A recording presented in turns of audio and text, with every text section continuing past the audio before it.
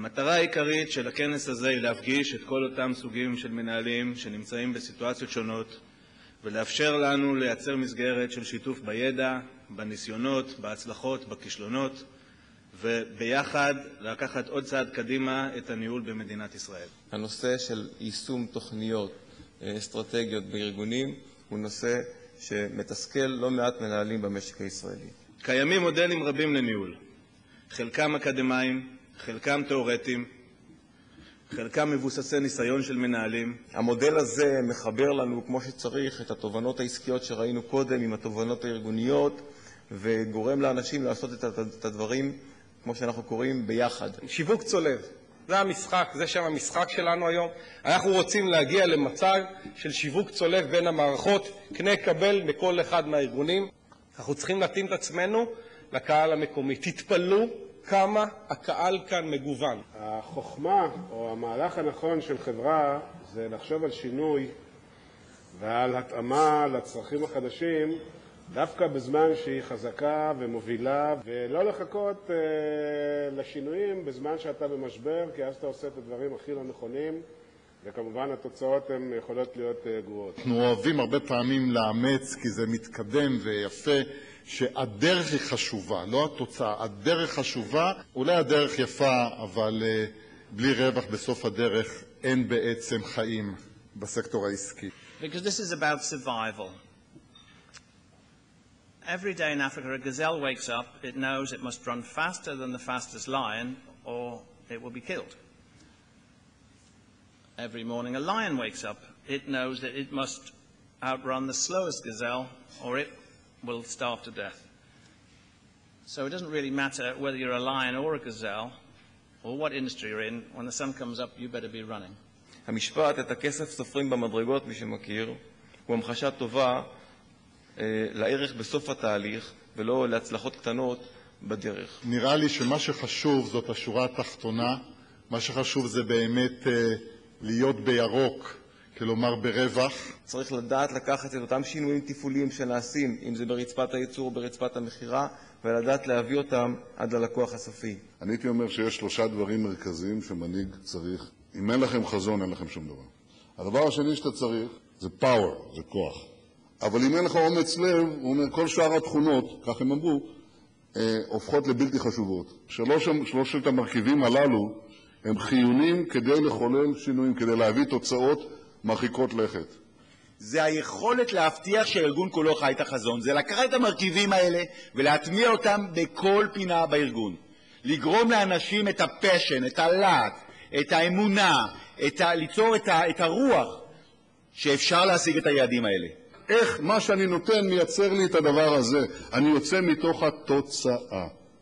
לדעת איך לתמרן ואיך לתת את השירות שהוא מתבסס על בסיס מאוד מאוד מקצועי ומאוד מאוד ייחודי. אתה יכול להביא ייעוץ, אתה יכול לבנות הרבה סיסמאות, אבל אם אתה לא מטמיע אותם, לא עשית כלום. בכל מה שקשור להתנהלות של חברה ציבורית, שרואה לפניה לקוחות, שיודעת שהלקוחות האלה הם לא דבר מובן מאליו. זה מה שנקרא שירות מנצח, דברים מעשיים, לא רק סיסמאות. איך משמרים את הלקוחות, איך נותנים להם שירותים יותר טובים, ויחד עם זה איך מרוויחים כסף. אנחנו בשביל להרוויח כסף, אנחנו לא מתביישים להגיד את זה.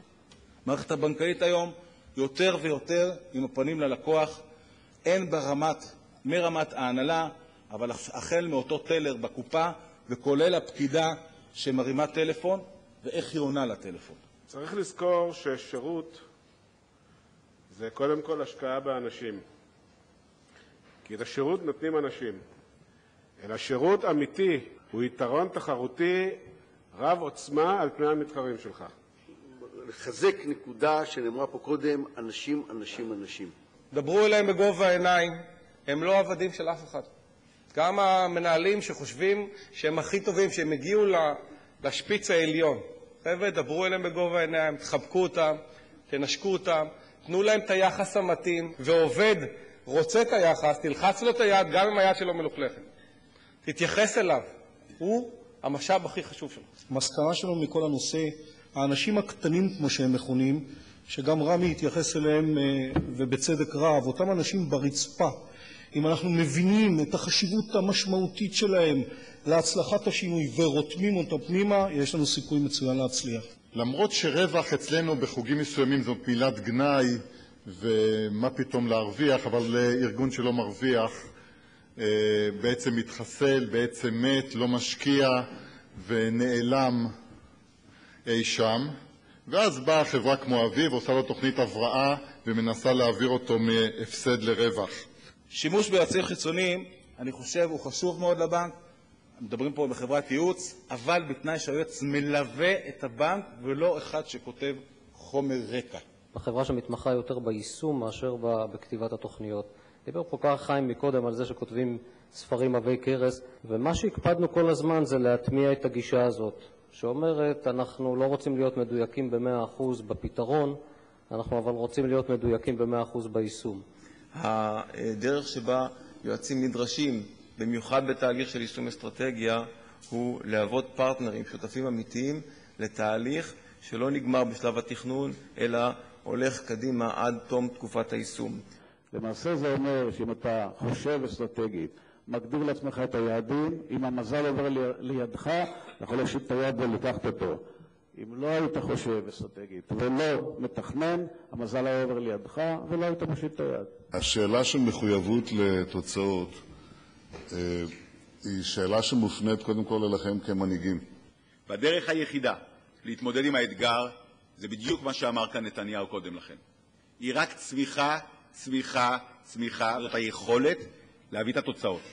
תמיד תצאו מתוך התוצאה.